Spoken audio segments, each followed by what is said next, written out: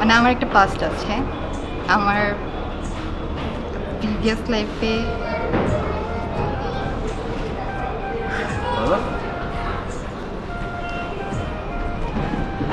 আমি কান্না করে দিচ্ছি। না ক্যারি অন বলো। আমি ডিভোর্সি, আমার একটা ডিভোর্স হয়েছে। ওকে যখন এটা বলছি ও একটু শকড হয়েছে। যার সাথে এত সুন্দর কিছু মুহূর্ত কাটে আসছে তাকে ছাড়া ফিউচারে থাকতে হবে, এই চিন্তাটা আমি কখনো মাথায় নিতে পারতাম না। অ্যান্ড আমার স্টিল গুজবাম হচ্ছে এটা চিন্তা করে। আমি যখন সামনাসামনি দেখছি, ও মাই গড, ভিডিও কলে ছবিতে যা দেখতাম আমি সামনাসামনি এত কিউট ছিল, আমি লিটারালি এরকম করছি, ও মাই গড তুমি এত কিউট কেন। পর এত দূর থেকে একটা মানুষ আমার জন্য চলে আসছে। বলো, কথা বলো। মৃত লাশকে কি কখনো কথা বলতে দেখেছো? আমি ঝগড়াতে? আমি কি সেটা বলছি না। আমি ঝগড়াতে? তোমার কি মনে হয়? আমি ঝগড়াতে? তুমি তো পায়ে পা দিয়ে ঝগড়া করো। মোটেও না। আমার বিয়ে, হেই, আমার বিয়ে, আমার বিয়ে, আমার বিয়ে। ভাই কতদিন ওয়েট করছি, কতদিন। ও হচ্ছে আমাকে ফেসবুকে ফ্রেন্ড রিকোয়েস্ট পাঠায়। তো আমি তখন জব করতাম, আমি দেখি নাই। লকডাউনের মধ্যে হঠাৎ করে একদিন আমি চেক করে দেখলাম, আচ্ছা ঠিক আছে ছেলেটা সুন্দর আছে, অ্যাড করা যায়। বেসিক্যালি ও আমাকে ফ্রেন্ড রিকোয়েস্ট পাঠিয়েছে, ভাবছিল এটা একটা ফেক আইডি, তাই না? ফেক আইডি না, আসলে ঘটনাটা যেটা হচ্ছে সেটা হলো যে আমি ফেসবুকে এরকম স্ক্রল করতেছিলাম, তখন হঠাৎ করে তোমার যে আইডিটা সেটা আমার সামনে আসলো। তো আমি দেখলাম যে ছবিটা প্রোফাইল পিকচারটা ছিল, সেই প্রোফাইল পিকচারটা দেখে আমার খুব ভালো লেগেছিল আর কি। আমি তখনই জিতে তো গেছি।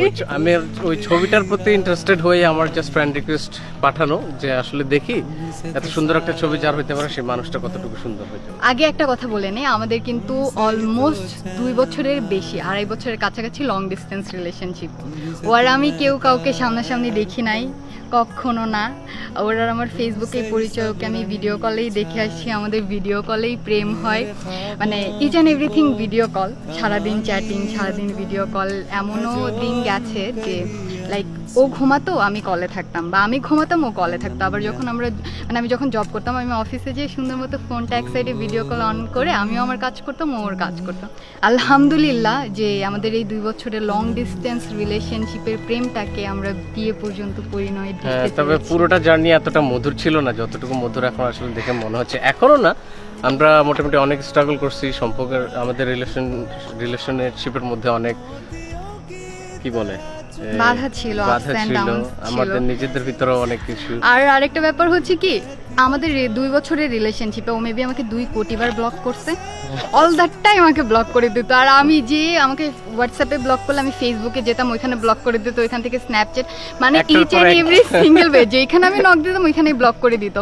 দেন আমার আম্মুর ফোন থেকে ফোন দিয়ে, বাবু প্লিজ প্লিজ ভুলে পারলে সেখানেও ব্লক করে দিতাম, মানে কোনো জায়গা বাদ ছিল না যেখানে ব্লক দেওয়া হইতো না। বাট আমার লাইফের বেস্ট মোমেন্ট ছিল এটা, আমার 2 বছরের প্রেমের পর যখন 11 তারিখে আমি যখন মানে এয়ারপোর্টে গেছি, ফর দ্য ফার্স্ট টাইম যখন ওকে আমার চোখের সামনে দেখছি না, আমি বিশ্বাস করতে পারি নাই। অ্যান্ড আমার স্টিল গুজবাম হচ্ছে এটা চিন্তা করে। আমি যখন সামনাসামনি দেখছি, ও মাই গড, ভিডিও কলে ছবিতে যা দেখতাম আমি সামনাসামনি এত কিউট ছিল, আমি লিটারালি এরকম করছি, ও মাই গড তুমি এত কিউট কেন। অ্যান্ড আমি এই কথা সারা জীবনে ভুলবো না। ও আমাকে প্রথম দেখার পর এত রোমান্টিক ভাবে বলছে, আল্লাহ কি বলছিল বলো বলো, তুমি বলো। তুমি তো দেখি মোবাইলের চেয়ে বাস্তবে বেশি কিউট।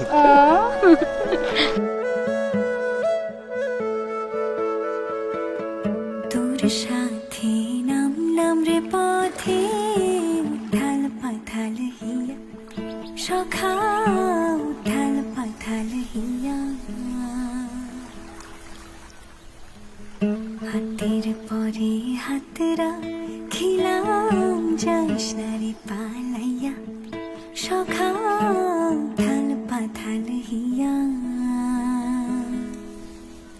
আজ ছড়াবো বকুল অভিমানী কাশ ফুল, তোকে ডাকে ইশারায়, ভুলে হোক কোটি ভুল, আজ লেগেছে আগুন চল হারায় অজানায়।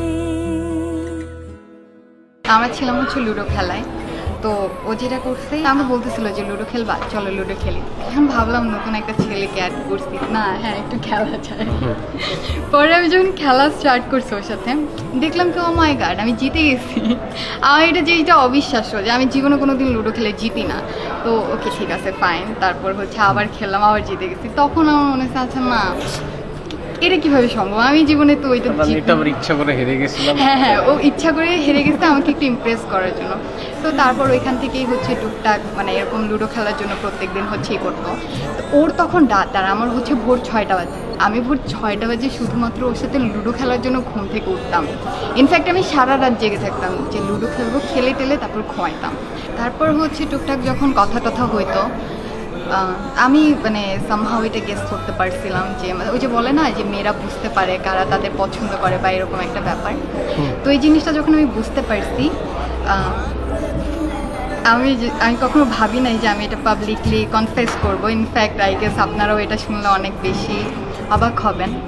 আমি কিন্তু মানে আমার একটা পাস্ট আছে, আমার প্রিভিয়াস লাইফে